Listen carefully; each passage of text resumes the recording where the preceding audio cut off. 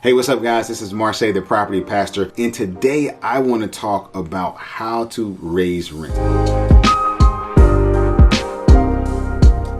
Please make sure if you haven't done so to hit the subscribe button, follow the channel. We're bringing great content to you every single week. And I want to just shout out the folks over at Rent Ready because they have some amazing tools in the form of resources, in the form of software. They've got an app where you can manage repairs, you can sign leases, you can communicate back and forth with tenants, and you can even do your accounting software. So a lot of great tools for landlords who are trying to self-manage or trying to build a business. Now, the first thing I want to share is that you should never be afraid to increase the rent. You know, we're living in inflationary times and prices are going up. Just to go get a hamburger now, it costs you about $1 or $2 more than it used to cost. Interest rates are going up, taxes are going up, and people expect that rents will actually go up as well. And I highly recommend that you communicate to a tenant when they rent your property that the lease will go up over time. Now here's the thing, if you're afraid of raising rents, one thing I want to reassure you in is that people really don't like to move. They don't want to go and pack up their sofa. They don't want to have to box up all their clothes. They don't want to go and have to rent a U-Haul. And they don't want to have to go and ask all their friends to help them move.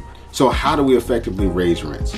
One of the things I think you should do is build rent increases into your lease agreement. So in your lease agreement, you should have some verbiage that says after the expiration of this lease, rent will automatically increase by 3%. You want to write that in your lease so that when your lease auto renews at the end of that 12-month period, that rental amount automatically goes up. Another tip I want to give you is that you can offer upgrades to the property. You can do upgrades in the form of stainless steel. You can also put it in a garbage disposal. You can put it in a dishwasher. You have old linoleum flooring. Well, you can replace that with vinyl plank flooring.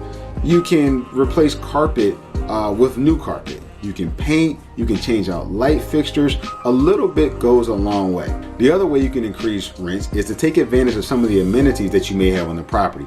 For example, if you have additional parking or off-street parking, if you have additional storage on site, a detached garage or basement storage, you can rent those spaces out to your tenants for additional income. On top of that, if you have laundry services on site, you can put coin-operated washer and dryers and actually generate additional income there. The last thing I want to recommend is in the form of utilities.